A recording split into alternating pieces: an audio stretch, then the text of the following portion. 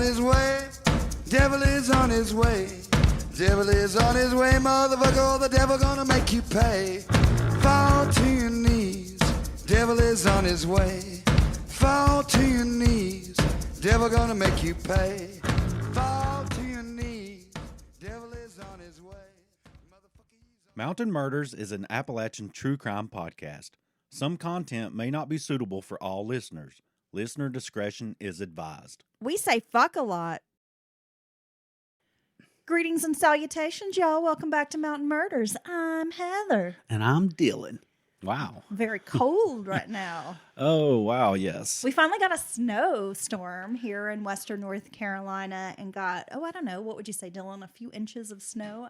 Yeah, 3 or 4 around here in the lower elevations, and who knows, probably quite a bit in the high elevations. So it's been a beautiful, snowy couple of days. It was, nice. And I love to see it fall, but then I want it to melt and go away. Yeah, I'm just glad that we didn't have a lot of slush on the roads because, Wow. That's the only part I don't like about the snow is the aftermath of the slushy, icy roads, but it's not too bad now. Are we getting old? Yeah. We're opening the podcast with like we're talking about weather. Yeah, but we got snow. I'm excited. We haven't had snow in so long. Oh, yeah? Yeah. You want to go out there and make some snow demons? I kind of do. Okay. Yeah, let's do it. Dylan, we have to take a moment before we begin today's case by discussing briefly the hatchet-wielding hitchhiker On Netflix. documentary on Netflix. I'll tell you what, we screened this last night. People are talking about it, whatever. And I briefly remember the guy, Kai, who it was about back in the day when he went viral with the smash. Right. Okay, so the hero for saving, that person that got Quote unquote hero. Yeah, for saving someone in distress being attacked. And I don't know, Heather, what are your thoughts? Okay, first of all, this guy comes off like a fucking imbecile. And he was adored. And that just proves to me that even back in 2013, we were already moving toward idiocracy. Because this guy is a fucking idiot. And I cannot believe that he was celebrated for attacking someone with a hatchet. Now, I'm not saying that you can't intervene in a situation which turned out to be like a hate crime. Right. The fellow was charged with a hate crime. That you can't intervene in a situation like that. But for somebody to just pop off with a hatchet and start attacking somebody and like smashing them in the head with a hatchet, to me, that's not exactly what I would deem a hero. That's actually kind of really scary behavior. Now, granted, Right? the guy who he wielded the hatchet upon, if you will, McBride was I a very believe big man. Was his last name. Yeah, he's like 6'3", 6'4", 300 pounds. That's a really big guy. Kai's not a big guy. So, I kind of understand, like, wow, this might be the only way I can stop this guy, if you happen to have a hatchet on you. But most people, if they had to do that, would be kind of traumatized by it. Would be like disturbed that they had to hit this guy in the head with a hatchet. He reveled in, he enjoyed it. It didn't seem to bother him at all. No. He was like excited to have done it. Well, at the end of the day, after watching, and I'm not trying to give spoiler alerts here, but after having watched the documentary, I've came to realize he was not the imbecile he portrayed. I agree. I think he is a psychopath who's very manipulative, who's quite intelligent, and just knew how to manipulate people with this act.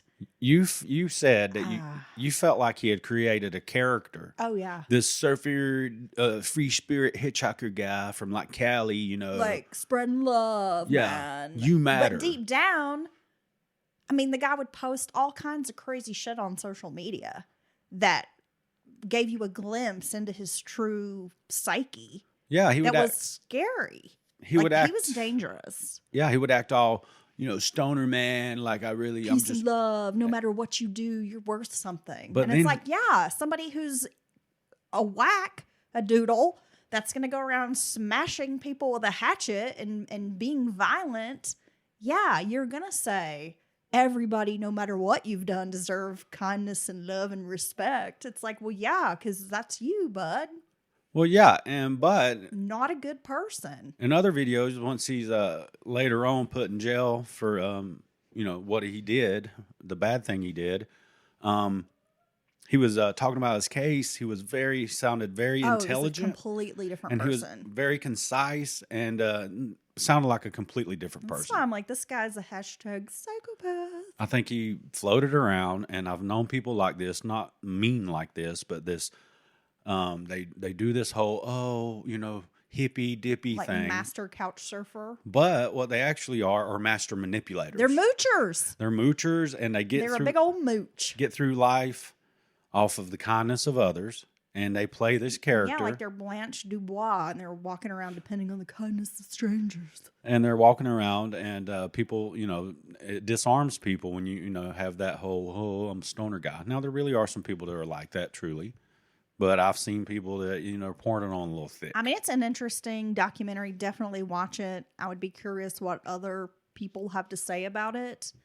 But just the way society these days, or perhaps it's just kind of the media, but the way they choose to elevate certain individuals to a celebrity status that clearly don't deserve to have that kind of adulation is frightening.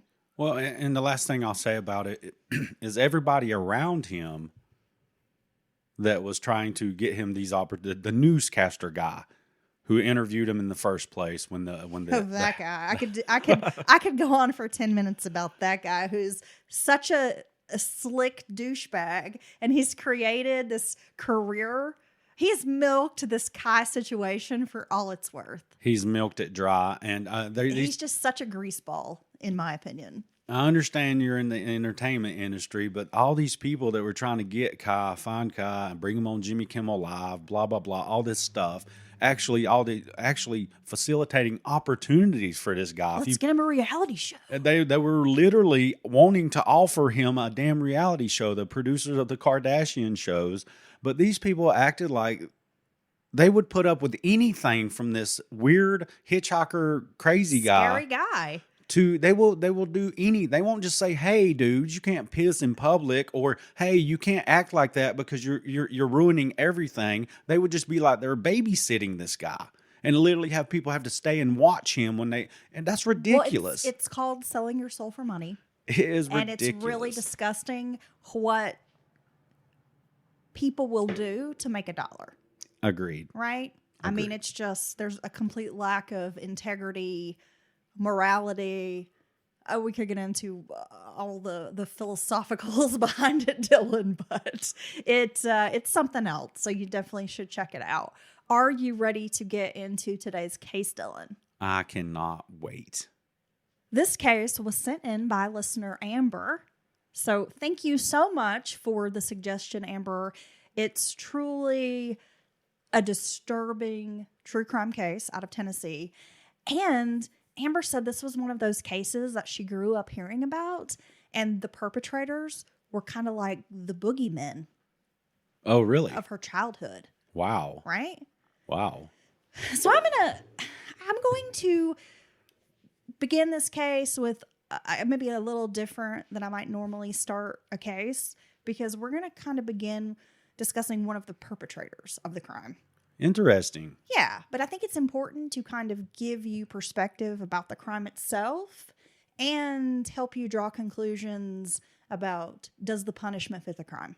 Okay. Right? Because it's one of those cases that people have feelings about the end result. Okay? Yeah, you ready? Yes, I'm ready. Okay. I'm so ready. Teresa Dion Smith Harris was the middle child in a family of 3. Her father had owned a small engine repair shop and drove a school bus in Carroll County, Tennessee. Teresa's mother, and actually I'm going to call her Dion throughout the story because that is what she goes by. So I'm sorry. Dion's mother suffered from severe rheumatoid arthritis and also had broken a hip at a fairly young age. Dion recalled a hospital bed being placed in the living room of the family's double wide for years. I can imagine, when people have hip issues in their later years, they're significant.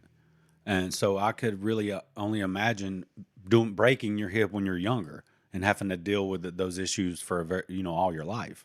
As a child, Dion became a sort of caregiver for her mother. Because of her mother's illness, Dion was raised primarily by her grandmother. And Dion's grandmother was described as a fiery little woman who forced Dion's mother, Wilma, to get up out of bed and walk. Oh, okay. Like, because she needed to. It seemed like Wilma just sort of settled into this hospital bed and having someone wait on her all the time. And the grandmother was like, you're going to walk. This is not your life. You have kids. You're young. You're going to get up. You're going to do some physical therapy. You're not going to give up. Exactly.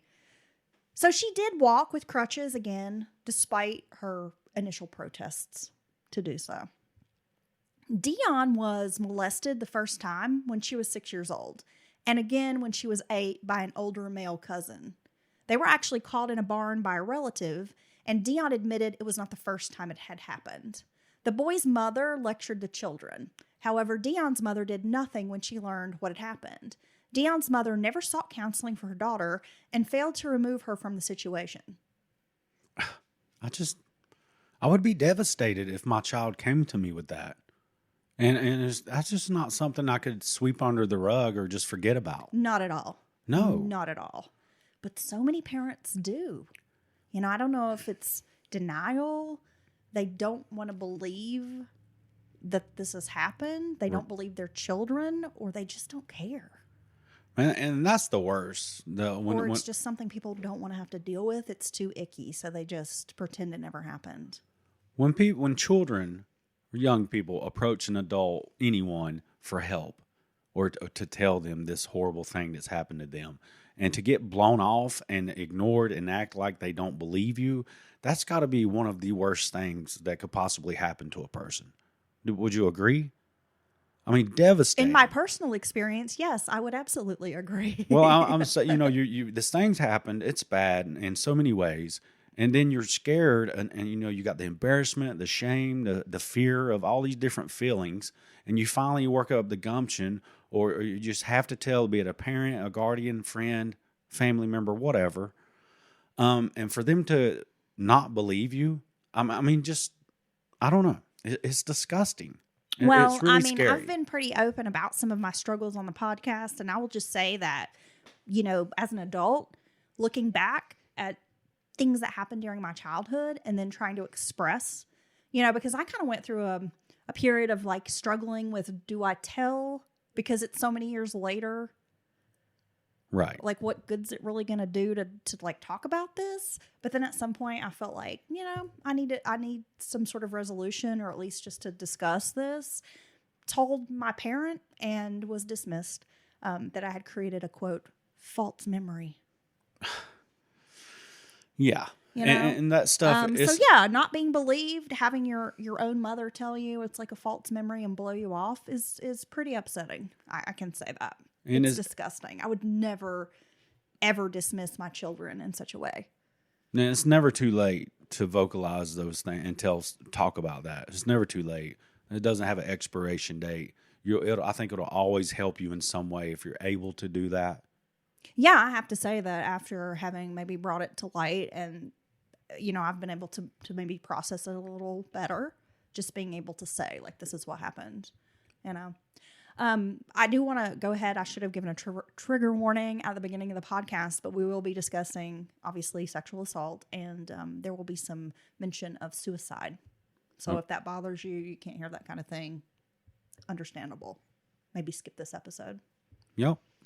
Okay, so Wilma failed to remove her daughter from the situation. When Dion was around 9 years old, her older sister, Cynthia, who also went by the name Denise, was only 14, and she had begun dating a much older boy whose name was Tony. Now, despite, Dion only being about 9 years old at the time, Cynthia and Tony would ply young Dion with alcohol and watch the girl stagger around drunkenly. And they thought this was hilarious, to give the 9-year-old alcohol and get her drunk so they could make fun of her. Well, a sip, that's inappropriate too at such a young age, but let alone to get her like intoxicated. That's just, If I went to someone's house and they were doing that, I would be like, what in the hell's wrong with you? This is wrong, very, very wrong. Dion was looking for acceptance and wanted to spend time with her big sister, so she began using alcohol regularly. Dion's mother, Wilma, knew it was happening because her young daughter would come home drunk. Denise would eventually marry Tony when she was 15. Tony would often fondle Dion. He was also known to sexually humiliate his wife in front of people. And Dion began thinking this was normal. Well, and that's the problem growing up like this. You think it's normal. Exactly. So I stumbled. I thought I'd give you it's kind of a quick, I didn't put this in the notes, but would just kind of quick tell you the story. I stumbled upon a blog. Remember back when blogging was cool? A blog that was written by Dion's then husband, who was kind of recounting stories of Dion's childhood. I guess she would send him these stories and he would type it and put it on the blog about like a time she went to the river to swim with her sister and brother-in-law and some other adults. And he's got his wife in the water who's a teenager, taking her top off, undressing her, like tossing her around to his friends and just being very vulgar about his wife, and that she's just sort of like, ha ha, and like going along with it. But then Dion was like, but when we were at home and it was behind closed doors and he would be grabbing at her or saying something disgusting, she would tell him like, shut up and push him away and get off me. And like, that's not okay. Right. But he would humiliate her in front of people. That's disturbing. But Dion was getting this very mixed message, thinking that this was just how a husband and wife behaved and that this was okay. She just didn't know any better. Yeah. And oftentimes people in these environments will end up in, dysfunctional relationships. Or sometimes if they're lucky and they meet someone good, they quickly learn that, hey, none of that's normal, very abnormal, and it's wrong. I mean, humiliating and bullying someone like that it's horrible. Yeah, it's not okay. No. It was when her grandmother died in an automobile accident at the age of 12 that Dion began using alcohol with regularity and smoking pot. Devastated by the loss of her grandmother, who essentially had raised her, Dion became a teenage alcoholic. By the time she was 14, Dion had attempted suicide by overdosing on Tylenol. She was hospitalized. At this point, Tony, her brother-in-law, was encouraging young men and boys to take advantage of Dion, almost, I guess we could say sex trafficking her. Well, yeah. Like prostituting her out. She would get loaded and pass out, then wake up with no recollection of what had happened. She would often learn the next morning that the upwards of 3 or 4 men had had sex with her, not even realizing it was rape until she was an adult. My God. How do you even find 3 or 4 men in one place that are willing to do this? I have no words, Dylan. I mean, you hear these, you've heard stories of, a group of guys in a situation like this, some poor girl passed out or whatever. And then like, the guys kind of some of the guys being egged in to taking part in this group rape. No, I would fight you. I would fight you right now. I would fight for that girl right then. I don't care if you kicked my ass. I would knock you out with a lamp, anything, and try to save the person. Not only would I not take part, I would try to do something. Well, according to Dion, he would like egg them on. That was part of it. And there were times when he would kind of hound, like a teenage boy. You should take her down behind that tree, or you should take her on a ride. You know what I mean? And wink, wink. And she told a story on the blog about how one boy who, I think he was 18, but she was like 14. He kept kind of egging this boy on. And the boy finally took her on a ride, but she's like, we just kind of rode around town and he like didn't got want to do it. Yeah, and then brought her back. And the brother-in-law's, of course, like, what'd you do with her? And then the guy admitted, I didn't do anything with her. And the brother-in-law was like disappointed. What the Jesus? Like, it's just so fucked up. So he's just the brother-in-law is a pure sexual predator. And it doesn't matter if it's his wife, young family members around her family members. It doesn't matter. And unfortunately for Dion, it started at such a young age. Yes. And her mom sounds checked out completely.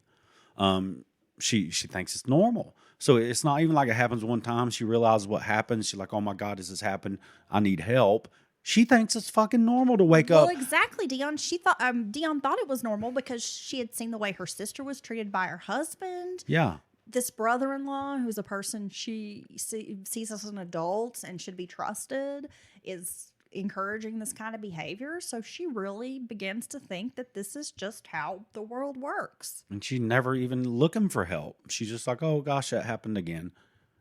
I can't imagine. Not only was Dion using alcohol, but she began experimenting with drugs, which led to an active addiction. When Dion was 14, her mother allowed an 18-year-old boyfriend to move into their home. Though he was supposed to be sleeping on the floor, Wilma caught them having sex more than once. The boy's uncle had been plying Dion with drugs and alcohol, then sexually abusing her. So her mother thought it was better if they just lived under her roof. Okay. Yeah, don't call the police, right? Don't make someone pay for. Just that's mom. It pisses me off. It's almost like Dion. She becomes this character in the story that you feel sorry for her and what she's been through, but it's also in some ways you'll see hard to have a lot of empathy for her. So you're just gonna have to stick with me, Dylan. Yeah, This I understand. is a horrific childhood. Well, I must say this abuse is some of the worst I've ever heard described. No, I mean, it's and the fact that terrible. it continued and no one around her was willing to actually help her, and it just No keeps, one's protecting her. No. At 16, her parents tricked her into going to a rehab center, suggesting they go for a ride, get her in the car, and then they take her to rehab. While undergoing counseling at the rehab program, Dylan first admitted to being raped and molested by the older relative, and that he had been allowing his friends to do the same. After Dion's parents learned of the abuse, Wilma confronted the relative, who denied raping the girl but said he was sorry for the things that had happened and wouldn't do it again. Oh, okay. Okay, thanks. And we're going to shake on that, you piece of shit? Right. Jesus. It was during high school that Dion became pregnant with her first child. With the help of a, quote, homebound teacher, she was able to keep up with her schoolwork and graduated on time. Throughout her teen years, Dion was using drugs and alcohol, as I've mentioned. She was rebellious, refused to listen to her parents, and made questionable dating choices. During her high school years, Dion would be abused by different boyfriends, with some of the beatings requiring hospitalizations more than once. She had dislocated bones, black eyes, bruises, and cuts. Dion always refused to press charges despite her parents' encouragement to do so. Wilma would say her daughter was never involved with a man who did not abuse her from the time she was very young. That's so sad. After graduating, Dion became pregnant again and married a man named Jim Harris. Together, the two continued their use of drugs. Things like cocaine and morphine came into play. The marriage didn't last long, and after the divorce, Dion began dating a man named David Hampton. This relationship was also fueled by drugs and plagued with domestic violence. On one occasion, Dion was hospitalized after a severe beating by Hampton. Dion's ex-husband described Dion by saying, quote, "Give her a couple of beers and she'll have sex with anybody." Wouldn't as her husband, boyfriend, whatever, that would be disturbed. That would freak me out. I keep saying disturbing this. I would be like, what in the world? What are you doing? That's not right. You have more respect for yourself. What are you doing? That would just freak me out. Yeah, I think that type of behavior. Well, yeah, absolutely, and it can create a lot of problems within a marriage or relationship, and She doesn't know how to have a healthy relationship. she doesn't. Right. At 21, Dion tried to commit suicide once more by slitting her wrists. When the volatile relationship with David Hampton ended, 22-year-old Dion was reunited with 25-year-old Walter Smothers while at a place called Casey's Bar. Smothers had been among the many boys who had sexually assaulted her as a teenager. The pair started dating, then quickly moved in together. In a psychiatric report, Dion would later say the relationship began because Walter Smothers supplied her with drugs and alcohol. Their sexual relationship was also disturbing, though. They had only slept together twice while living together. And at the point of our story, they've only been living together for about 3 weeks. Okay. When our story really begins, Dylan. Oh, okay. So in that 3 weeks that they had kind of been together, they'd only had sex twice. Dion described Walter as pulling out a knife, asking her to cut his chest during sex. When she refused, he placed her hands on the knife and cut himself. All right. Walter has some serious kinks. I want to be cut and I want to bleed while we do it. Would you do that for me? Are you like asking me? No, I'm not asking you to. I'm asking you if I did say, hey, this is what I want. Would you do it? No. Would you cut me up, baby? No. And then sex me up? No. Okay, good. No. Good. No, I'm going to test you. It's like not my thing, bro. I'm like, look, but you'll be like, oh, if that's what you want, and just start hacking away at me. One, we probably shouldn't be discussing our sex life. Okay? Well, this isn't. This is a hypothetical then- sex life we don't have. Oh, well, that's true. And two, no, I'm not going to fucking do that. Okay. Okay, I'm also not going to like shit on you. Right? Damn. Okay, baby. Okay. I'm not going to suspend myself from like hooks Wait a from the second. ceiling and swing around We shouldn't while kink you shame. invite like groups of people to come in and juggle and like do circus acts. I don't know. We're not kink shaming. No, if I'm you're just saying. into any of that. I am admittedly, I'm just very vanilla. That's all I'm going to say. And I've got to say, it gives me a certain level of comfort to know that you're not going to give me a Cleveland steamer. No, you're welcome. Okay. Let's get back to it. Wow, you really, wow. You know, I've got to say, you went a little too far on that one. Look, I'm kind of just- like I do Look, sometimes. I'm middle-aged now. Mhm. I'm just boring. Right? I don't need all the extras, the bells and whistles, okay, of my youth. You just need a nice, solid, safe sedan. I just need yeah. I just need the love and security of my marital bed. How's that? Okay. On July 30th of 1993, Teresa, or Dion, see, sometimes I forget and call her Teresa.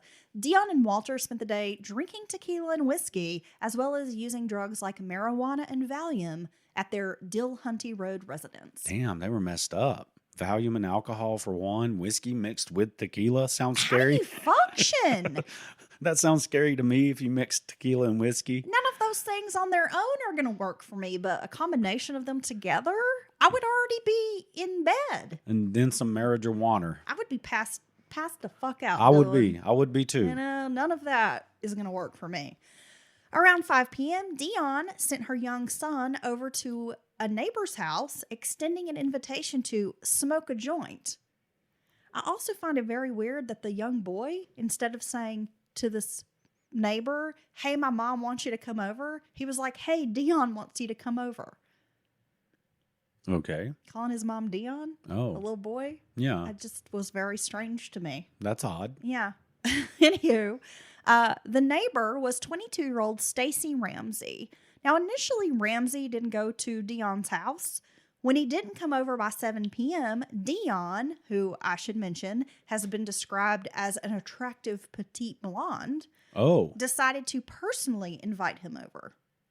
Now, according to Ramsey, he had never gone to Dion and Walter's house to, quote, party before, but after receiving the second invitation personally from Dion, he showed up around 8:30 p.m. Ramsey had only lived in this area for a short period of time.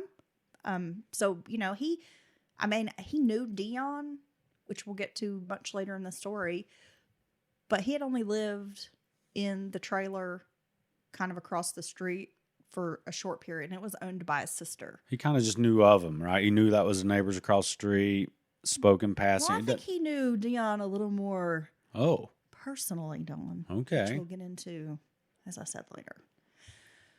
He had never met Walter Smothers until this evening. Stacy, like Dion, had experienced trauma early in life. At the age of 3, his mother had been killed in a car accident. Growing up, he was described as extremely shy but friendly. He grew up with horses and played sports in school. His employer described him as, quote, hardworking, and by all accounts, he was well liked by everyone who knew him. Stacy had also never been in trouble with the law. Throughout the day, David Hampton, Teresa's ex, or Dion's ex, had called her house repeatedly. Walter Smothers answered the phone at some point, and he and Hampton got into an argument. The conversation ended with the two grown men agreeing to meet up and fight. Okay. Which I had to add that they're grown men because that kind of cracked me up that two adult men would be like, I'm going to kick your ass. Oh, yeah? You want to meet somewhere? Let's do it. Yeah, you meet me behind the Save More. I'm going to show you how to get a good I'm going to whoop up on you behind the Food City. behind the Food City. They're in Tennessee. Or Sky City. Yeah. Or Roses. Yeah, Roses. Yeah. A little regional humor there. Fuck you up in a Rite Aid parking lot. Behind the bitch. Winn-Dixie. Behind the Winn-Dixie, yeah. The Piggly Wiggly. Yes. The Kroger. What are we missing? Ingles? Like, why y'all got to meet up and fight? Why can't you just be like, swing by, bitch? Yeah, you know where I'm at. Anywho. I'll send you a map. This whole thing. And in 2 to 3 business days, when you get it in the mail, you come on over. It's like I want to laugh at the ridiculousness of the situation, but what happens Okay.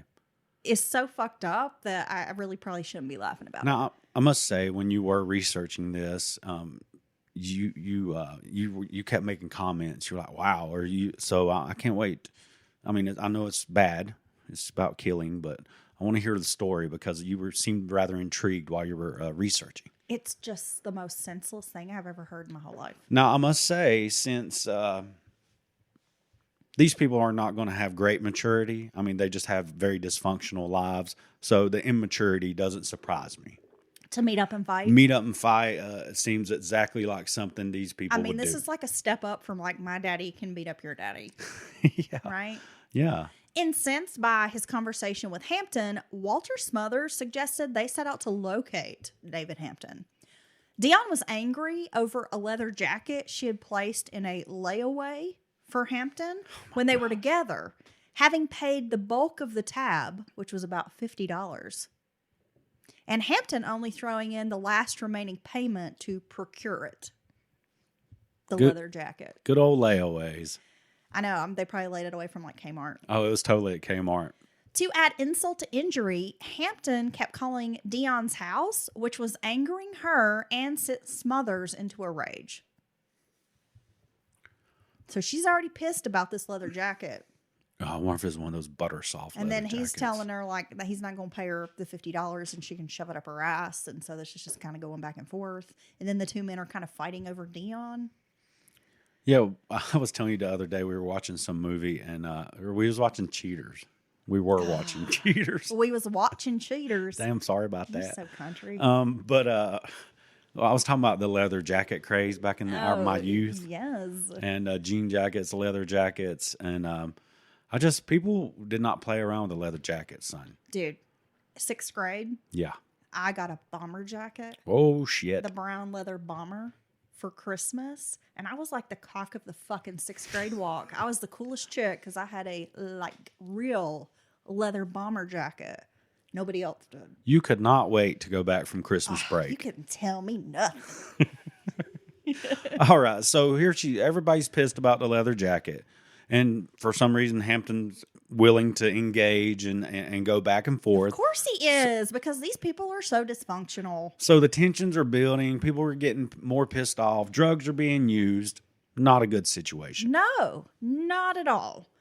Walter Smothers suggested that the trio hunt down David Hampton so he could deliver that promised beatdown.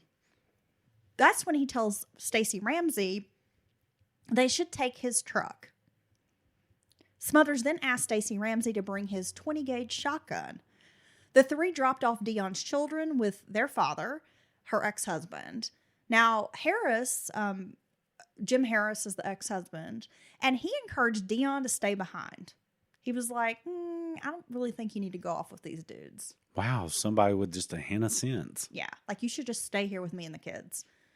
But Walter Smothers physically lifted her up into the trunk of the truck while her ex-husband is saying, like, maybe you should just stay here with me. Like, I'm not getting a good feeling about this. Walter seems like a really great guy. He's such a gentleman. He will literally pick you up and throw you in the truck when you shouldn't go with him. Yeah. They drove around Carroll County for some time, scouring local hangouts for Hampton, drinking alcohol the whole way. Dion had known his address, but was afraid to actually give it to Walter Smothers. At some point during their quest, the three stopped off to buy some motor oil for Stacy's truck, but no stores were open at that time. Instead, they continued driving around. It was around midnight on Highway 114 that Stacy's truck overheated and locked up near Hollow Rock. Broken down on the side of the road, the three weighed their options. Dion was relieved that the hunt for David Hampton was over, she would later recall. Instead of calling for a ride, Smothers suggested they could stop the next vehicle that passed by and take it, because that's what reasonable people do. Yeah. Okay. Great. Another great idea. Another great idea. Armed with a shotgun, Smothers mentioned they might have to kill the driver. He also thought someone likely would pull over to help a female in distress. So he told Dion to stand on the side of the road and flag down a driver. Walter Smothers and Stacy Ramsey would hide behind the truck, expecting driver. As headlights approached, Dion waved her arms in the air. So these guys really think their situation's going to improve. You're already out. They're all lit. I'm sure intoxicated. Oh, yeah. Various intoxicants, all pumped up, working off each other's energy. We're going to find this guy. We're going to kick his ass, all this dumb shit. And now your truck's broke down, which really should give you pause to like, what are we even doing out here right now? We should be at the house chilling and partying. What are we doing?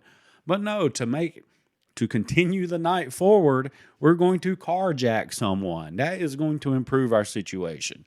And of course, they put the cute little girl out there on the road waving around because that works, right? Some little cute girl waving down, you much more likely have someone stop as opposed to, a couple of dumbass looking guys. Exactly. So they're baiting someone in, basically. The night was hot. Yeah, the night was hot. The steam rose from the yellow lines. It's true. Heat blanketed the rolling plains of northwestern Tennessee and Carroll County. On Highway 114, between the small communities of Buena Vista and Hollow Rock, the Knowles, a married couple, were trying to beat the heat by sleeping on their screened-in porch with the windows open. Now, this is a fairly common practice during the summer months. Yeah. For a lot of people. And they did this quite often as well. Dylan, have you ever known people to do this? To sleep on like a screened-in porch or something in the summertime? Oh, yeah. That's like a big upgrade in the home to have a nice quality screened-in porch.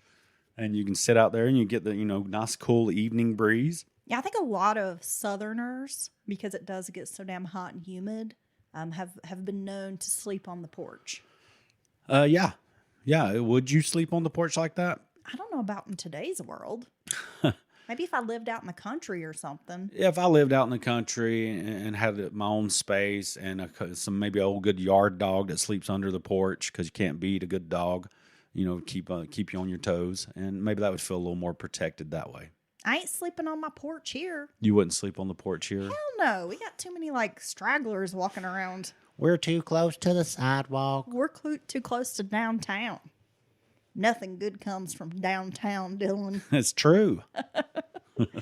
Yeah, all these people running Airbnbs around us. Yeah. Always walking up and down our damn sidewalk. Yeah. I don't want to get stabbed by a yuppie. By some staggering back from the brewery around the corner. Out of town yuppie. Yeah. Who's wearing a puffy North Face vest, who's on their way to meet someone to fight because they put a Patagonia vest on a layaway for them. Yeah, see, exactly. It's Wow. dangerous around here. Yeah, I'm telling you what, the crowds at REI, they're scary.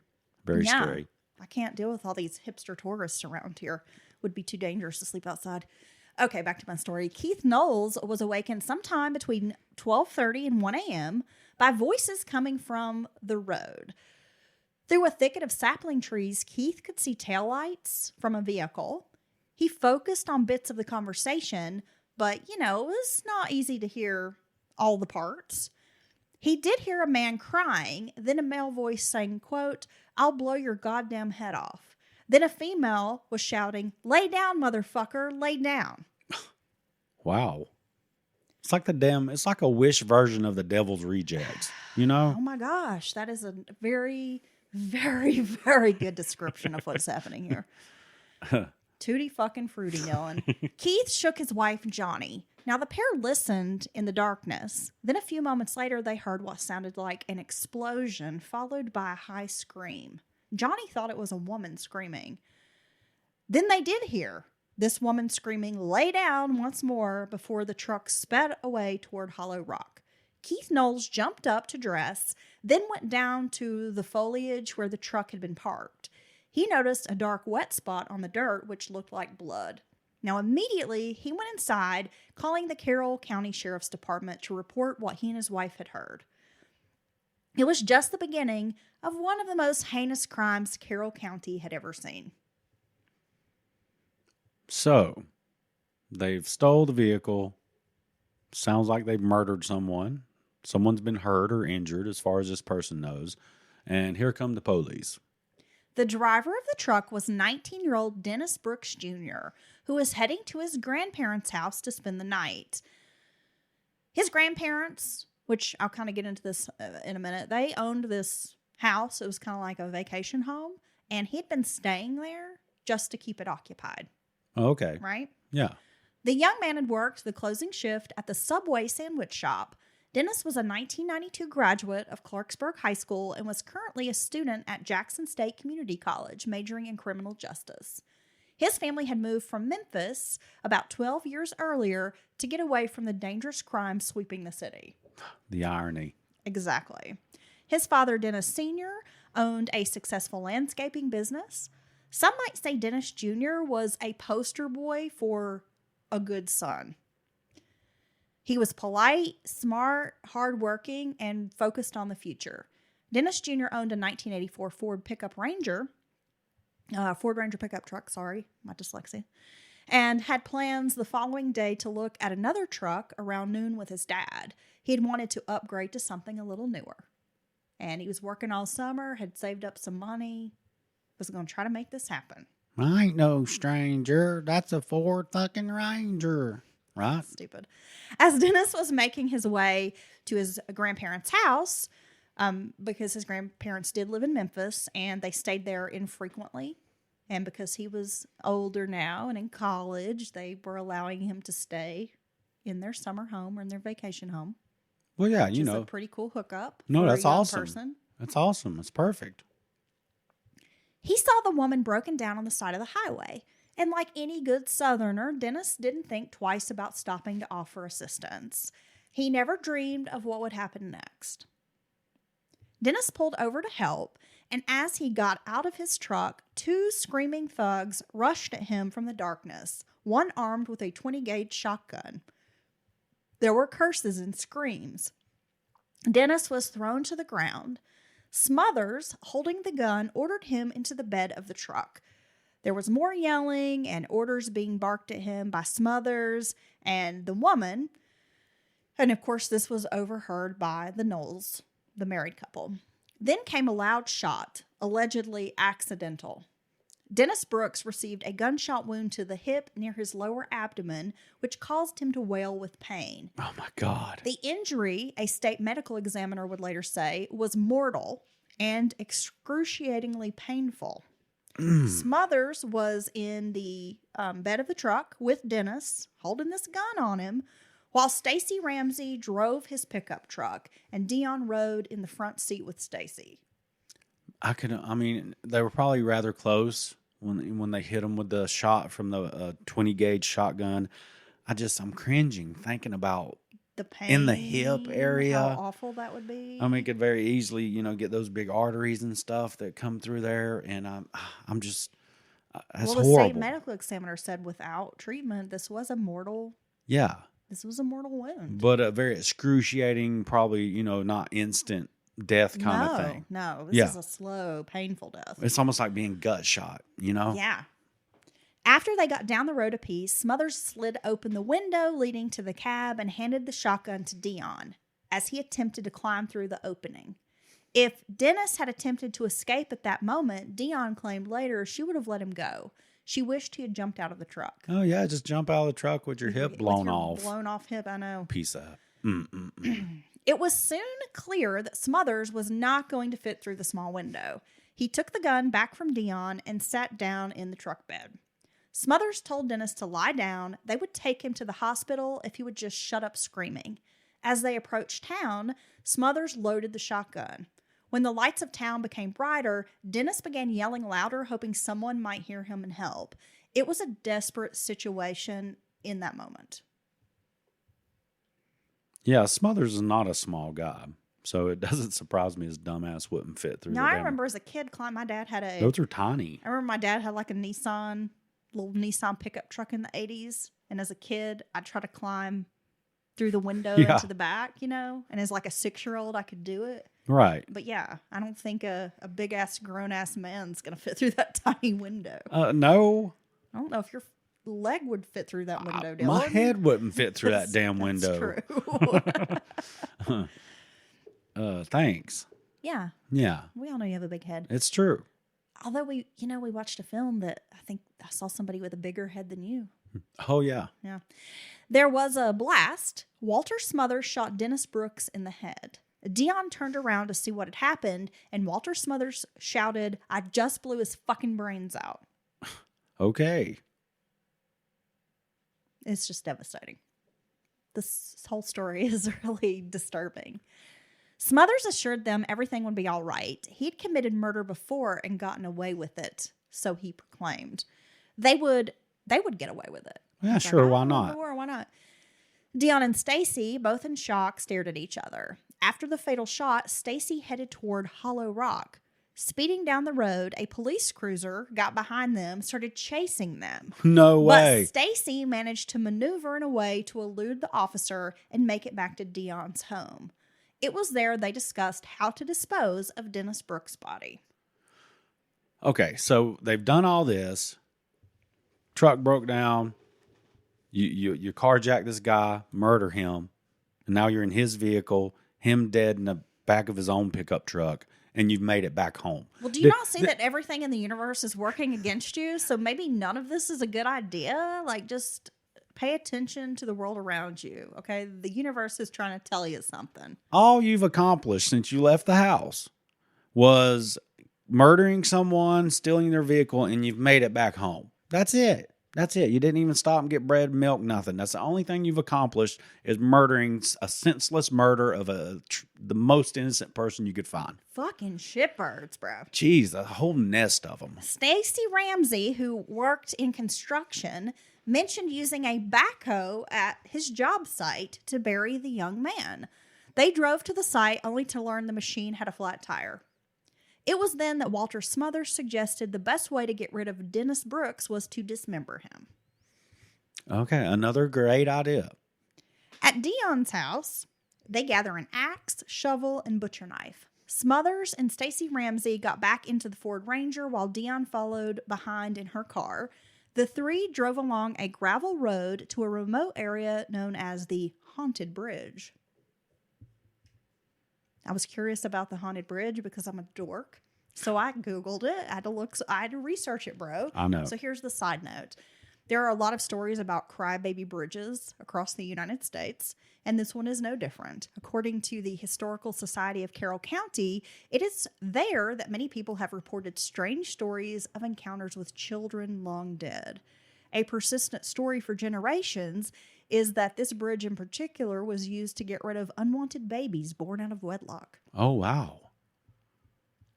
There are a couple other stories that kind of fit that same narrative about this particular haunted bridge. So the doomed infants would be thrown from the bridge into the icy water below. According to legends. According to legend. Yes. Wow. Now, once they arrived at the haunted bridge location, Dion watched as Ramsey and Smothers dragged the dead man from the truck onto the ground. Using the axe, Smothers proceeded to cut off his legs with it.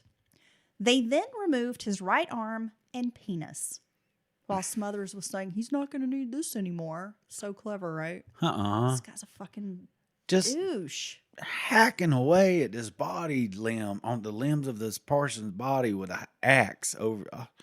It's like a horror movie, man. Oh, it's very morbid. Smothers then took the butcher knife, stabbing Dennis Brooks in the stomach and chest area.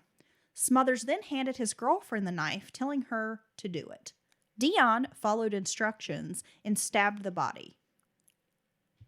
See, this is beyond even utility. Like, I have to do this to get rid of this body. They're just randomly stabbing it and cutting off his genitalia and stuff. They're just really leaning into this. Walter Smothers then extracted Brooks's heart with a knife. He then ordered Dion to drink blood from it. According to Dion, she pretended to do it, but dropped the heart to the ground before ever putting her lips on it. However, the medical examiner's report will dispute this claim, stating there were discolored areas on the heart consistent with a person or persons sucking blood from it. No. Although it will never be proven who performed the act. Wow. See, yeah, this is really sick. What they're doing is very disgusting. Yeah. I mean, I'm telling you, it's this dark. is one of those. I mean, thank you, Amber, for suggesting it, but this is one of the cases that, we haven't had a case in quite a while that's really just blown my mind, but Yeah. this isn't one of those. This is deeply, deeply horrific, disturbing, just insanity, okay? Smothers then grabbed the heart, according to Dion, and sucked blood from it. Smothers will confess later that he did remove the heart, but it was upon Dion's request. She told him, "I want that heart." And that all three of them pressed their lips to it and drank the blood. Okay. I would never, ever. Well, I wouldn't have done any of this, but. Dion will later say, quote, "I was scared for my life and I was scared for my kids too. I thought maybe he might try to hurt my kids." And that's why she went along with it. So obviously, Smothers, however you say his last name, does seem to be the catalyst of all this, the ringleader, if you will. He does seem to be the driving force behind it, yes. After this, the three drove Brooks's truck to an empty field where they stole the car stereo, speakers, and several of Brooks's personal items. There were a few Mexican coins. There was like a President Garfield coin. I guess it was some rare coin that his grandfather had gifted him. But it wasn't like they got away with a lot of money or, anything this kid had in his truck. No, but it's just one more disrespect to the victim. We've done all this to you, so we're going to rifle through your belongings as well. They then doused it with gasoline, setting the truck on fire. Dennis Brooks' mangled corpse was now inside the cab of the truck. Afterwards, they returned to Dion's home where they all three took showers and washed their bloody clothing. No. So they've dismembered this body into pieces. A lot of pieces, it sounds like. To pile it in the cab of the truck and set it on fire. This is their plan. Yes. I'm sorry, what was the point of dismembering the body? Why didn't you just drive out there and put his whole body in the truck? I don't know, Dylan. One time somebody gave me, I guess, this piece of advice, and it stuck with me, is that you can't rationalize crazy. You can't, no matter how hard you try. You can't rationalize what irrational people do because you're applying your logic and these types of things to it. Because you're approaching it from a rational standpoint. So Dude, yes. Now these idiots may believe that truck, if going up, would be burn the body completely up. They're probably that stupid. The next morning, when Dennis failed to show up at his grandparents' house and didn't meet his dad to look at that truck, that is when his parents reported him missing. Road deputies were advised to be on the lookout for the Ford Ranger, while helicopters from the Tennessee Highway Patrol and Henry County Sheriff's Office took to the sky to search. As in a lot of rural areas, there was densely wooded tree line and that kind of thing placed along the road where the vehicle might have crashed and not be visible to passing motorists. And we've seen that time and time again in our area. Oh, yeah. Many of our roads have trees within, 5 or 6 feet. Yeah. Yeah. All along the edge of the road. So injured and dead drivers have been known to lie in wrecked cars for days before being discovered under those circumstances. There was around here, it was some years ago, but there was actually a truck driver, a semi-truck driver, And one part of the interstate between us and Tennessee, that right there at the border, I-40 and down the gorge. Yeah. the gorge area, is known as one of the most dangerous, statistically, one of the most dangerous stretches of interstate in America. And there is an embankment. I mean, it must go 100, 150 feet down to the river. I know exactly what you're talking about. All along one part. And his truck, his semi, he lost control. And these are very narrow lanes, very, very weird area. He lost control, went off the road. He just happened to not catch a piece of guardrail. It just happened to be where there's a blank. And they did open area. Open area. And his they didn't find him for months. They actually said he died of exposure, not from the wreck itself. And there was no way to see it. A whole damn semi truck and trailer. So I mean that can happen. Yeah. Not that long ago, maybe a few years ago, because I had mutual friends with this person, though I didn't know him. This fella had gone for a drive on the Parkway and had an accident and drove off the Parkway. And he was missing. They had reports on him on the news, like missing person. And it was some weeks later that they happened to find him had driven off the Parkway. Yeah, if there's no skid marks or damage to obvious damage to trees or a guardrail or something like that, you just I mean the woods are so thick, you just don't have a chance of finding someone. Right. Well, it was a late Friday afternoon that the helicopter crew spotted a smoldering truck in a field off Langford Store Road. A fire unit was dispatched along with law enforcement. Once the fire was extinguished, the deputies made a grisly discovery inside the charred truck. Inside the cab were the burned and dismembered remains of a human. Using dental records, Dennis Brooks would be identified once the body was taken to Memphis. But they recognized the truck. They had a pretty good feeling it was him. Yup. But it didn't take long to prove that it was. The TBI immediately got involved in the case, which is, of course, the Tennessee Bureau of Investigation, which was standard procedure for Carroll County. The TBI had the kinds of skills and forensic equipment to work a serious homicide case. It wouldn't take long for the murderous trio to be taken into custody and charged with first-degree murder. It was not difficult given the trail of evidence left behind, starting with the broken-down truck belonging to Stacey Ramsey, which was found very near the scene of an altercation reported by Keith Knowles. Not only that, but the burned vehicle was found within a mile from where Ramsey, Harris, and Smothers resided on Dillahunty Road. Just stupid. Yeah, just stupid. More stupid. As the investigation continued into the evening, the three suspects met up again to drink and smoke pot. They later headed over to the gritty cement block dive bar, known as Casey's. Sitting at the bar, the three took shots and drank beer. Smothers and Ramsey shot games of pool, while Dion was reportedly more jovial than usual. She danced around the bar, singing along with the jukebox. Witnesses reported she was wearing a ball cap and sunglasses, which investigators later said belonged to Dennis Brooks. My God. There's just no shame in their game, you know? They don't even seem like, oh my God, I'm disturbed. I'm a piece of shit. What have I done? What have I been forced to do? However you want to look at it. But now they're just out having a good time. And not only that, like in a great mood. It's like Poison could write a song. Don't need nothing but a good time. Don't matter how many crimes I commit. Nice. You like that? I was wondering if you could bring that home. I will. You did. I always bring it home. They don't. Whatever. You can't hit. It can't hit the mark every time, Heather. It does. Nope. Okay. I'm a genius when it comes to musical stylings. It's okay. not true. I disagree. Law enforcement first tracked down Stacey Ramsey to ask why his truck was abandoned on the side of the highway. It was during this interview that detectives noticed Ramsey's shoes, which actually belonged to Dennis Brooks, and they had blood stains on them. These people, dude. He explained the blood was from a deer he had poached about a week before. It was Ramsey's sister who told detectives that her brother had gotten the shoes from a woman named Dion Harris.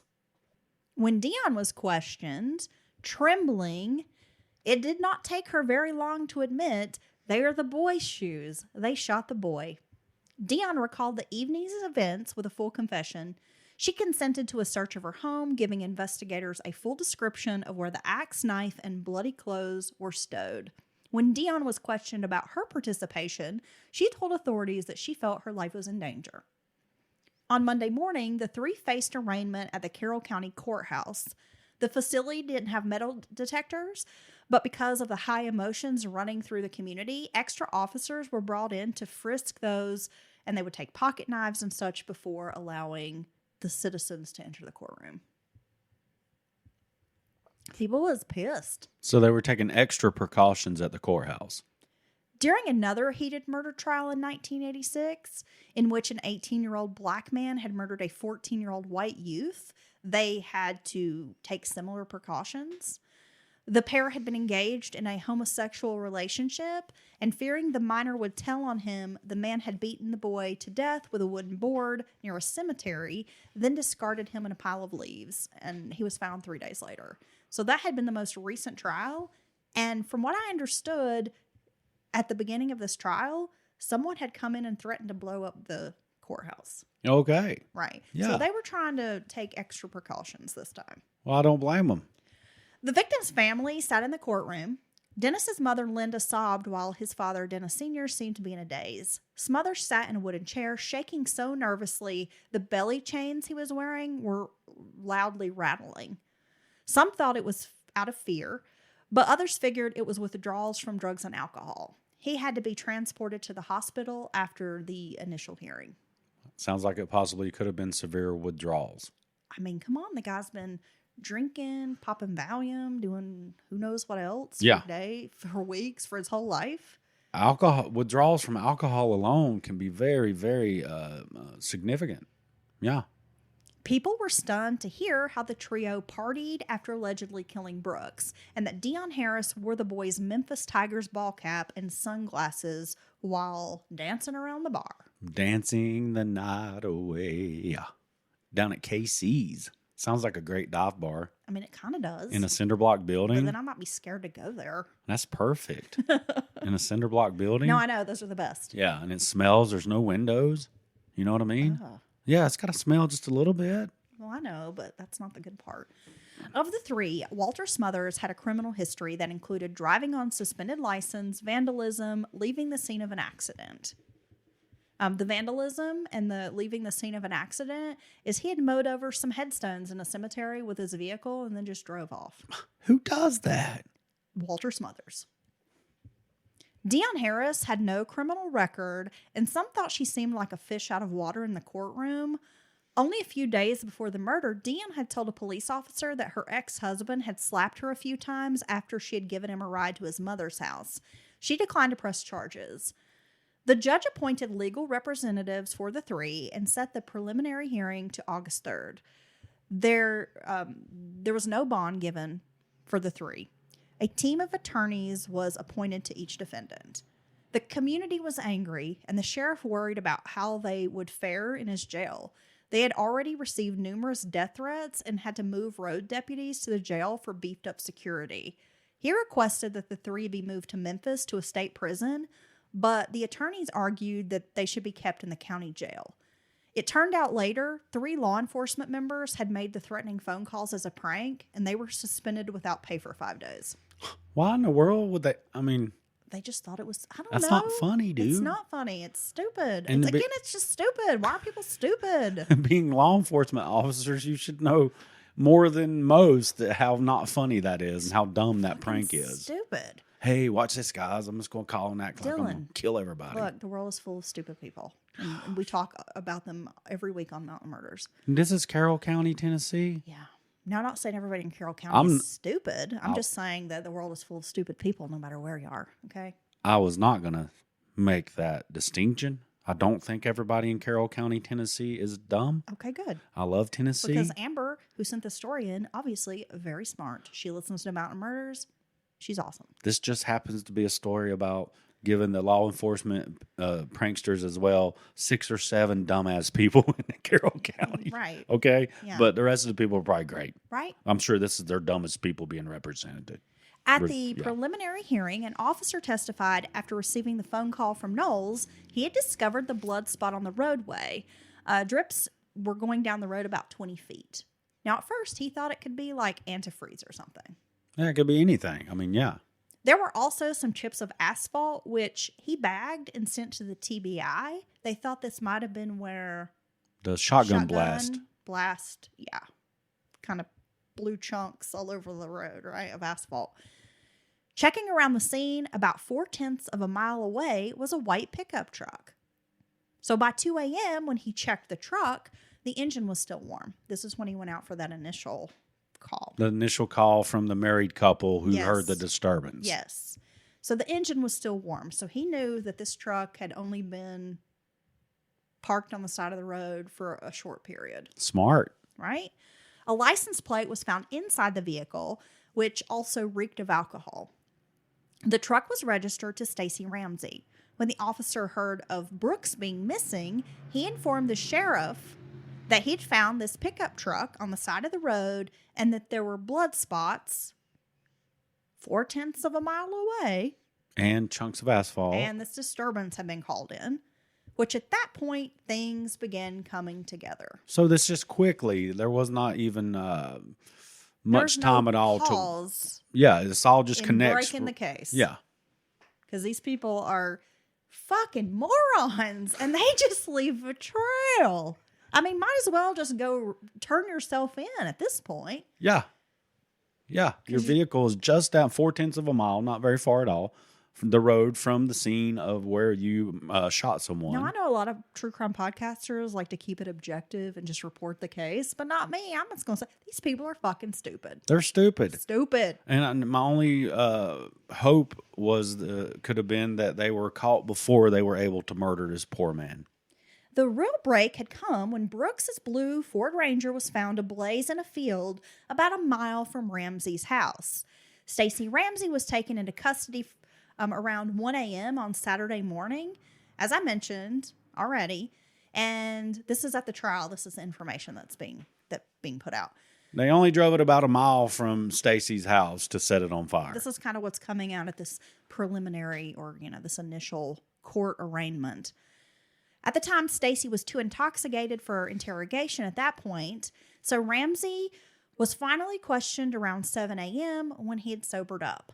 Ramsey told investigators that he had been out with friends when the truck had overheated. He told authorities he had called a ride with a black man in a four-door sedan, but denied having been involved in any crime. Police were able to locate the deer carcass, because remember he said he'd poached a deer and that's how he had blood on his shoes? Right. Now, he did give them directions to find this deer carcass. There really was one. So he killed it and probably field dressed it, grabbed the good meat off of it, and left it laying. But the shoes were the big factor. The shoes were identified by a member of Dennis's family, and they had been sent to to a lab for DNA testing. It was a pair of Air Jordans, I should mention. TBI agents said Dion Harris was nervous, wringing her hands when they showed up at the door. She spoke quietly out on the porch and told them she didn't want Walter Smothers to hear anything she was saying. It was on her front porch that Dion's statement sealed their fate. She just told them everything, told them where they could find the weapons, the bloody clothes. Well, you might as well, because y'all saved everything. You've taken belongings and clothing from the victim, and you're wearing it around. I mean, so you might as well just spill it all, because they're going to find it all anyway. So they're all arrested on Saturday, and on August 1st was when Walter Smothers made his first statements. Smothers' information was much more detailed than Harris's, but he claimed the shotgun had actually gone off by accident when Brooks was killed. However, it had an external hammer. Smothers explained that Dion must have cocked it before she handed it back to him, because remember, he handed her the gun through the Ford Ranger window. Right. She held on to it. Right. And then she passed it back to him. Okay. So he's claiming she must have cocked the gun when she had it. So it sounds like it's a single action shotgun. You have to cock it before it will fire. So what about the first time? Did you cock it and accidentally shoot him in the hip? Maybe. Dumbass. But he did admit that he took the gun and that he had put it under Brooks's chin just to keep him quiet. Oh, yeah. But he didn't mean to blow his head off. Well, yeah. I mean, I just don't understand from his point of view. He's saying this was accidental. I mean, really, what was my part in this? Like, you facilitated the entire thing. The fatal blow to the head had not been intentional, according to him. During his interview, Smothers did show remorse for what he had done, but others wondered if it was more about being caught. I'm sad that I got caught. Exactly. There were arguments about the validity of the search. Ramsey's trailer was owned by his sister, and they had also searched a barn on his mother's property without her permission. Oh, was there a warrant? Well, there was a warrant, but I guess they didn't have I don't know. There were some issues about... I guess you're supposed to serve the warrant and then let them know that you're doing this, blah, blah, blah. Ramsey's truck, well, I suppose that Ramsey maybe had given permission for the search, but his mother and sister, who were actually like the property owners, did not consent to the search. Okay. So there were questions about whether that was legal. Which turned up all this evidence, correct? Yes. All the weapon, the personal belongings, whatever else they found. Yes. Wow, so that would be a big deal if they were to strike all that evidence. Ramsey's truck had also been repossessed. So after, after they had been arrested, the truck was repossessed, and the judge allowed the vehicle to be held for 45 days for examination by Ramsey's attorneys. While awaiting trial, people were I will learn to talk today. People were outraged to learn that the sheriff had allowed Dion Harris's family to visit and hold a birthday party for her at the jail. Damn, the public is not playing with these morons. They are pissed, and they want justice served, period. So as they are awaiting trial, rumors also circulated that Dion had gotten pregnant behind bars, potentially by a jailer, as there had been talk for years about sex between inmates and sex between inmates and jail staff. And this is something I think we've all heard of before in various other circumstances. I think it's beyond unprofessional. I think it's you're taking advantage of the jailers would be taking advantage of people in a very bad situation. And I didn't go into it in the story, but I will just mention that there was a reporter who had printed information that had come from a source about the possibility that she had gotten pregnant behind bars. And so there was a bit of question about whether a judge would compel the reporter to give up their source. Oh, yes, or try. Yeah, but it didn't meet the standards in which a judge could, there are certain standards, I guess, where a judge could compel a reporter, and this information didn't meet those certain standards or whatever. Yes. So the judge was like, she could hire an attorney and sue you, but we're not going to pursue this, I suppose. But there was some question about it. Honestly, when I've said this before about abusers that are in positions of power, trusted positions of power, preacher, teacher, whatever, youth director, whatever, you're in a position where you have a lot more responsibility, in my opinion, than just your normal person. And I think in this jailer, having sex or raping one of the inmates should come with a special penalty. Oh, yeah, they should be held to a higher standard because of their position of authority. Well, because you're literally, or the person that brings this person their food and shit like that, and they're locked in this box. There's this extra pressure maybe for them to cooperate. I mean, it's just a really fucked up dynamic. And for you to take advantage, it should come with an extra special penalty. Yeah, no, it's not okay. It should be a very, very severe, not only did you rape this poor woman, you did it while you had her locked in a box and you were the only person caring for her. And that's going to be times 4 on you. Not that all rape's horrible. I think rape should come with a death fucking penalty, in my opinion. Consenting. That's what I'm saying. Sexual relationship should still be a big deal. Completely condemned because, again, they may be consenting because they're scared you won't bring them food. See what I'm saying? It's just totally wrong. It's a recipe for just not a good situation. Yes. Harris's trial, Dion's trial, was set for March 23rd, 1994, with Smothers and then Ramsey to follow. All the trials were set in neighboring Henry County due to the highly publicized news in Carroll County. During the February 14th hearing, Dion was shaking so badly and could barely walk that she was ordered to Western State Mental Health Facility directly from court. Dr. Philip Morrison told the court she had disengaged from reality and was not competent to testify at that time. She had already been in the hospital in January after attempting to hang herself in jail. At that time, she was diagnosed with major depression with psychotic features, including also PTSD. According to the doctor, she had PTSD from witnessing the murder. Right quick, I'll say I think some of these diagnoses and issues that Dion's dealing with, I think they've been with her for a very, very long time. I think this poor girl has PTSD from 100 other things. She does. And it's all been untreated and it's manifesting, and she's probably, had these issues for a very long time, and it's possibly only been compounded by being involved in this situation. In attempting suicide, Dion stated she didn't deserve to live after what she had done. At times, according to the doctor, Dion experienced hallucinations in which the victim was in the room with her and often disassociated from reality. Wow. Dion claimed that she had been threatened to give a statement to the TBI agent named Daniels. This fella was the primary TBI agent on the case, and he was battling cancer during the investigation and the trial and passed away shortly after the trial. Wow. Yeah. So she's saying she felt threatened to give a statement to the TBI agent on the porch at her house. So she felt pressured to say what she said because she did it very quickly. And right? that the swarming of her home by a number of men, along with the separation from her boyfriend Smothers, had frightened her into making statements. However, it was pointed out by the prosecution that she had signed permission for a search, even showing officers the items they had hidden, like the weapons and clothes.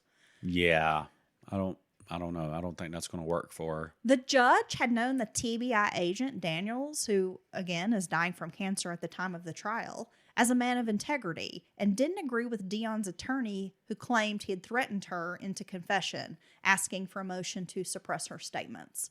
The judge was like, no, I know this agent. He's a man of integrity, and I've never known him to do anything that was not like to the letter of the law. Yeah, and he's fighting for his life, fighting cancer, but still here to do his job while has this huge health concern. So yeah, I mean, I probably would side with the judge on that. However, the doctor who suggested she had a dependent personality also admitted that her refusal to listen to her parents growing up was inconsistent with this dependent disorder. Her refusal to listen to her parents growing up would not fit with this disorder he thinks she's had? Yes. Okay. The story of drugs, alcohol, abuse, babies too young, and abusive relationships had been told before. I mean, this is a story that has been heard many, many times in many courtrooms across the United States. And yet, it did not excuse what had happened to 19-year-old Dennis Brooks Jr. Dion's attorneys tried to paint an image of a woman in the wrong place at the wrong time, that Dion had no intention of committing a crime and had no way of knowing Walter Smothers intended to take someone's life. During the trial, her ex, David Hampton, took the stand to describe their volatile relationship, which he said had been mutually abusive. He described Dion coming home from a fish fry festival drunk and falling off the porch, then throwing things around the house and calling him names. In another instance, she threw all of his clothes outside, then stomped all over them. Okay. Smothers testified that in the initial kidnapping of Brooks, Harris had been the one who had began hitting him while screaming, "Lay down, motherfucker, lay down." Which, if you remember, the Knowles had heard this. Yeah. Smothers also told jurors that Harris had been the one to request Brooks's heart be removed from his chest because she wanted it. He also told that Dion actively participated in stabbing Brooks' body multiple times with a knife. It was noted that during Smothers' testimony about the heart, he described the look in Dion's eyes and when she held it to her lips, and it was the first time his voice cracked during trial. Really? He had been very cool and calm the entire time and that he'd been participating in testimony, and was just very matter of fact about the way he was speaking, even describing like what he did, what she did. But that was the first time that people noticed that his voice did kind of crack and that he seemed disturbed. Wow. Yeah. It was as if this had left a lasting impression despite the other carnage of the night. The owner of Casey's bar testified and described an effervescent Dion who seemed to be more active than usual the night after the murder, bopping around the bar in wake of this brutal crime. Wearing the victim's hat and sunglasses, Dion was in a, quote, chipper mood, dancing and singing as if she was on top of the world. Not a good look for a woman who claimed she was forced into this murder. Oh, I found that striking as well, honestly. Now, you could, who knows? Is it? Oh, she's disengaged from reality, as her psychiatrist is saying. Well, I'm saying if she really truly is having these dissociative episodes, which is a very, very significant mental situation, or these hallucinations. I mean, these are a big deal. It's not bipolar. I'm not discounting those, but it's a real big deal. Maybe her personality's fractured, or maybe this is her way of her brain trying to trick her into thinking everything's okay with this. But I find it disturbing, and if I was on the jury, that would stick out to me. Instead of saying she was in the corner acting weird and like something was wrong and was like crying and nobody knew what was wrong with her. Now that would fit more in my mind with someone who was forced to do this terrible thing, all the way through the stabbing, the mutilation, drinking blood from the warm heart of the victim. Wearing his hat and sunglasses Well, I'm out while you're saying partying? that, again, Like, who chooses to do that? It's like a trophy. Almost like she's bragging. Yes. Like, I'm getting away with this. So these are my trophies, and I'm showing them off to all you people who just don't even know what I did. And I'm bebopping, having the time of my life because I'm proud of myself. This is how it's coming across to the jury. Well, that's how it's coming across to me. Me too. I agree. When Harris took the stand on her behalf, she said she was afraid of Smothers and only stayed with him because he supplied drugs and alcohol, and she was an addict. Before Dion's trial concluded, Walter Smothers, who had made a plea deal, accepted life in prison without the possibility of parole, and he was sentenced like at the same time that Dion's trial was happening. He took the plea deal so the death penalty would be off the table. Okay. So he takes a deal, and then he is testifying against the other two, even though he's the gunman. Yeah. Which seems pretty messed up to me. Well, yeah. I mean, he was, like we said, we felt like he was the one pushing all this to happen. If you would have removed Walter from out of this situation, out of their partying together, none of this would have happened. Well, no, I don't believe that Dion on her own would have gone out and committed a murder. Or Stacey Ramsey, yeah. probably not. Yep. Walter Smothers, I think he probably would have done this regardless. I think At some point in time, I think he was a loose cannon and something like this would have popped off. And there's a possibility that he truly had harmed someone before and gotten away with it. Exactly. We don't know that that's a lie. The verdict handed down to Dion Harris was guilty of felony murder. Dion was able to find out if she would die in the electric chair or spend the rest of her life in prison very soon. The judge sentenced her to life in prison without the possibility of parole.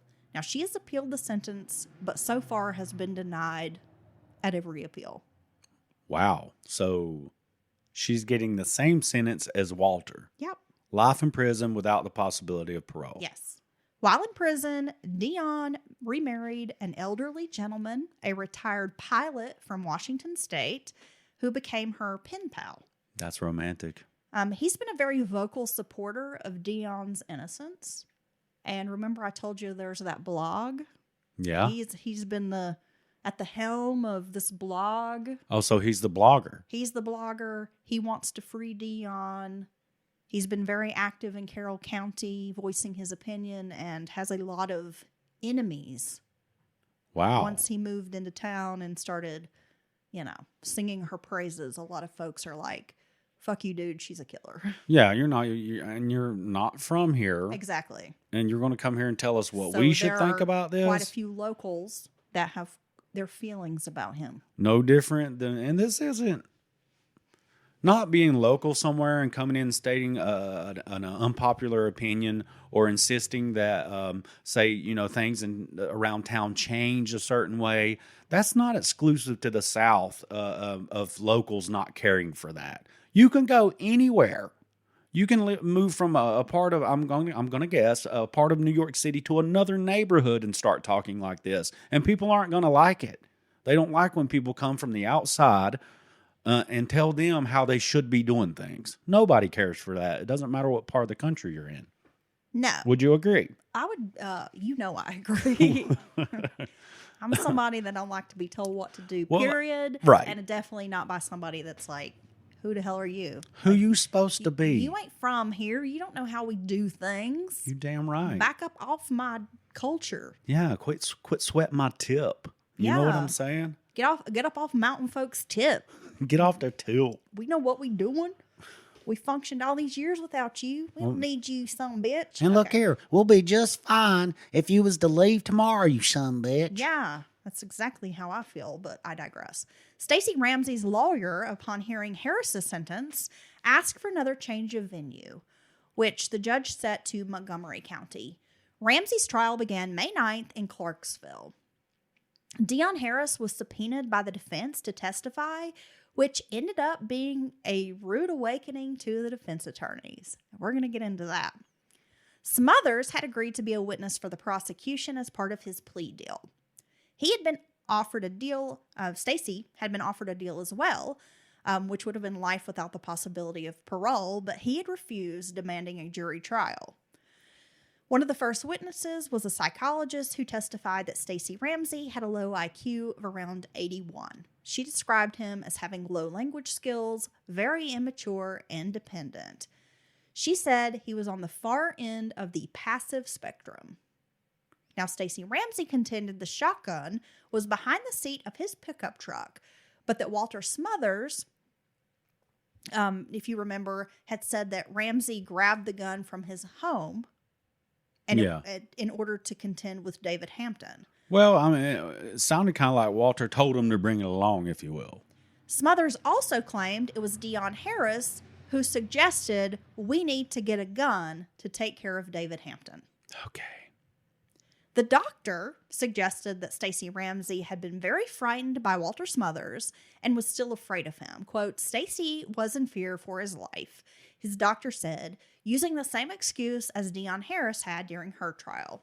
But regardless of witness testimony, it was determined that Ramsey had been an active participant in the disposal of Dennis Brooks' body, including the dismemberment and the arson. When Dion was placed on the stand, she told the judge she didn't have to testify according to her lawyer. Okay. The judge stated because she had a life sentence without the possibility of parole, there was really nothing else he could do to compel her to testify. Yeah, what are you going to do? I mean, he's like, I could put her in contempt, but what good's that going to do? She's already in jail. She's going back to jail. Yeah, you put her in extra jail when she gets back, okay? That's the little tiny jail inside the jail. So she completely refused to testify, participate, stood mute on the stand. Okay. Finally, after Dion's theatrical refusal to testify, Stacey Ramsey was put on the stand. Now, Ramsey admitted he was afraid of Smothers, but not of Dion, who he had known sexually in the past. They had had a sexual relationship a few years before the murders had taken place. He denied any discussions about commandeering a vehicle or killing the driver, suggesting he had no idea that Smothers might murder someone. He said he did not throw Brooks to the ground, Smothers had told the jury that Ramsey removed Brooks's shoes before they cut off his legs, and Ramsey testified that it had actually been Smothers who tossed him the shoes, saying, quote, "If these fit you, you should take them." And you went and wore them. You went and wore the victim's shoes with blood, their blood on it. Okay? See, I have issues. On the one hand, we agree that Walter was the reason this happened. Minus Walter, this wouldn't have happened. But they seemed like too active of participants. They didn't seem devastated They're after still the fact. culpable They're having a good night out. for their actions. They're in getting this. drunk in public, and they seem, in great mood. You're wearing the guy's stuff. You're keeping the guy's stuff. If you're disgusted and scared, and all these things you're claiming to be now during this, the last thing you want to do is put that man's shoes on. That's going to disturb you even more because you're already over them, so disturbed by what you've done, what you've been forced to do, air quotes. I don't buy it for some reason. I don't buy it either. And I don't buy it. I think they were active participants, and I think they reveled in what they did, and I think they enjoyed it. So I think it doesn't bother me that if they all end up alive, no parole. I'm sorry. Okay. Well, continue. Ramsey could not remember anything about the body being stabbed or the heart being removed. He claimed to not have participated at all in the dismemberment. When asked how Walter Smothers knew about the machine having a flat tire, meaning that backhoe at Ramsey's construction job, he did admit to making the suggestion to Smothers and that they did go out, investigate, and find out the tire was flat. Ramsey did slip up and say he took the shotgun back to his trailer, contradicting his statement that he had kept the gun in the truck. Okay. So he said, "Oh, I didn't go in and get it for them. It was already in my truck." But then he said, "Oh, I took it back into the trailer." As if, no, he kept it in the trailer. So he had gone and gotten the shotgun. Oh, so he's trying to paint out like it just happened to be in the truck and Yeah. Walter grabbed it out from behind the truck. Okay, so he's trying to distance himself He is. as much as he possibly can in his own goofy little mind from some of the more important parts of the story. Like, I wouldn't want to admit that I went in the house and got the gun either. Yeah, okay. Now, Ramsey admitted that he was wrong in what he considered his minimal participation, but he'd only done so out of fear. In the end, the jury found him guilty. He was sentenced to life in prison without the possibility of parole. Guy should have just taken the plea agreement. Ends up with the same sentence. Yeah, it's true. Stacey Ramsey has appealed his sentence while behind bars, but he's also had no luck. He remains in prison. Now, He did marry a woman. I believe she might have been part of his appeal, legal team, who also has a website to free Stacey.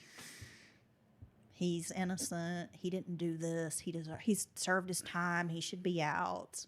I love him.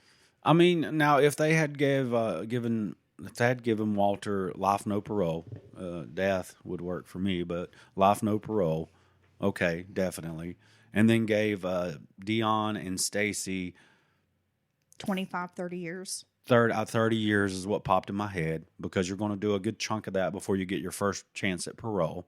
You're going to do probably 15, 20 plus years in jail before you get out. I would have been okay with that too, I think. Would you have been okay with that? Okay, so here's how I feel. See, that's At the this thing. point, I said we would have some discussions about the sentencing. Yeah. Because some folks do have strong opinions that this was an over sentencing For Dion and Stacey. For Dion and Stacey in what they, participated in, or what was come out that they've both done. And I do agree that right now, if both of them were paroled, they were let out, they've served, quite a few years. What is this, 93? Yeah. So they're 20 plus years in. So at this point, they're almost 30 years. Oh, yeah, almost 30 years. Yeah. So if they got out right now, I'd say, okay. And I think they've served a good amount of time for what they did. And do I think they would reoffend? Probably not. I don't think either one of them would go out on a crime spree. I tend to agree for the most part. But I also feel like, despite your childhood, what bad has happened to you, it's no excuse, because at the end of the day, a kind-hearted, unsuspecting 19-year-old man, Dennis Brooks Jr., lost his life for no reason. No reason. They accomplished nothing that evening. Nothing. There was, I mean, not that if they did accomplish something, This is it'd make just it. the most senseless murder. All they did was make it back to their house that they just left not long ago. I mean, what? How stupid? I mean, why? Why in the world? I get it. The Hell, why you know what? is what's so... Why? Why know- did you do this? This kid would have gave him a ride. They could have. She had a car back at their place.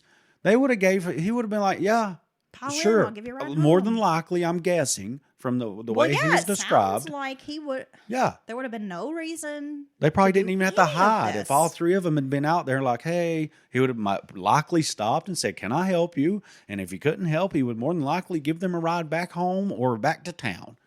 Boom. Or say, I'll go call a tow Or truck anything. for you. Or, yeah. And you would have still got back to the There fucking are house. So many possibilities. Like, so many choices that could have been made in this situation where Dennis Brooks Jr. did not have to die. And it's weird for me. Like I said, if they were to be paroled tomorrow, 30 years, Stacy and Dion, I would be okay with that. But I'm also okay with them being stuck in prison for the rest of their Yeah, life. I mean, I really don't feel bad for either one of them. Because you I'm went- like, there were so many opportunities that you did not have to do this. And you can claim that you were terrified of this man, but at one point he hands you the shotgun. Yeah. At that point, Stacy Shoot could have him. taken that gun, pointed it on him, ordered him out of the fucking car, held the gun on him, drove him to the jail. Hey, he just There you did go. I He mean, passed the gun into the cab, and Dennis had been shot once, was bleeding out, but still alive. there And was they no coulda- reason one of them couldn't have put that gun on his ass And said, "We're going and to the cops." drove to the hospital. Yep. Put Dennis Brooks in the emergency room and called the cops and held this fucker at gunpoint the whole time. And you guess what? Because you're telling me if I'm scared for my life that it's me or this person and I'm going to have to do this craziness, it's going to be you, motherfucker. It ain't going to be me. If you So, hand me the gun, yeah, I'm going to I don't care. I'm going to turn that shotgun on you. there you go. You know? There's just an, So again- yeah. There you go. That was And their moment. And people can argue, well, drugs and alcohol were involved. They weren't thinking clearly, yada, yada, yada. Whatever. Well, again, maybe it shouldn't be all fucked up and try to go out and do something stupid like, let's all load in the truck so I can go fight this feller. I don't care how high or drunk Then you I need was. to sit your ass at home. That would sober me up in a heartbeat if you shot someone in front of me. I'm sorry. I could be falling down drunk. I'm drunk and high. The last thing I'm trying to do is go out. I'm not trying to go out. I ain't trying to go out to go hunt somebody down so my boyfriend or my buddy can go kick somebody's ass. I'm like, fuck you, dude. I'm sitting here at the house. I'm watching Scooby-Doo. Yup. Okay? About to eat some jambalaya. I ain't leaving. No. I'm going with you. No. I don't fuck with you. Dum, dum, dum, dum, dum, dum, dum. You dumbass grown-ass man. I ain't fucking with you. Okay, let's stop. Let's stop all your head. That was I'm perfect. just saying, I ain't doing none of that.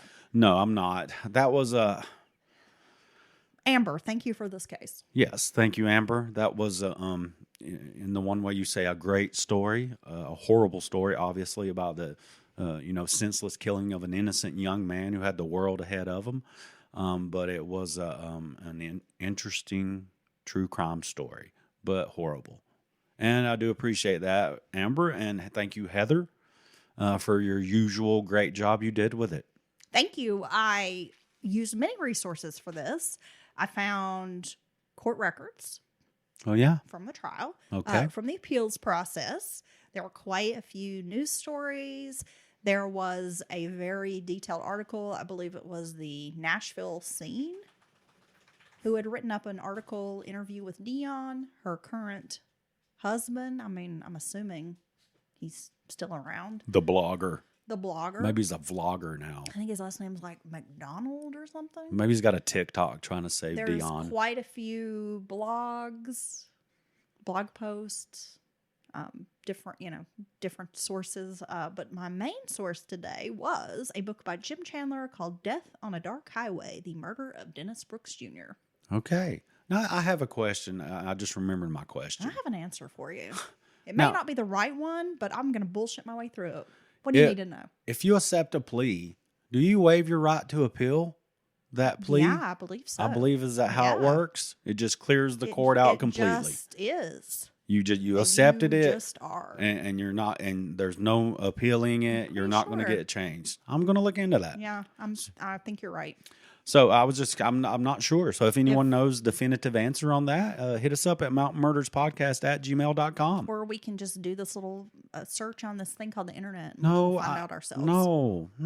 Our listeners are so smart. But no, I think once you take a plea deal, like Okay. it's pretty hard to get up out that deal. Well, that would make sense that you're agreeing not to appeal. You know, you're going to accept your medicine, if you will, and just move it along. Okay. Well, thank you, Heather, and I can't wait. That was a great one, and I can't wait till our next episode, the midweek. Oh yeah? Yeah, Are you excited? I am Do excited. you have some interesting things to talk about? I do have some interesting things to talk about. Okay. Well, if you're feeling froggy, you can join us at patreon.com/mountainmurderspodcast. We have ad-free episodes. You can become part of our Discord chat and a lot of other groovy little benefits of being a member and supporter of the show. You can follow us on Twitter at Mountain Murders and find us on Instagram at Appalachian True Crime Yeah, and we're still rocking the talk a little bit at TikTok, Mountain Murders Podcast. You can email us at mountainmurderspodcast@gmail.com if you have any comments, concerns, questions, or you have a case suggestion, Yeah. right? Because just like Amber sent us this interesting story. Amber nailed it I for started Tennessee. looking into, I was like, oh yeah, this is going in the mix. I moved this case ahead of what I was going to publish this weekend. Wow. Yeah. Damn. I was like, oh, we got to cover this. So Okay. thank you so much for that. So till next time. Bye.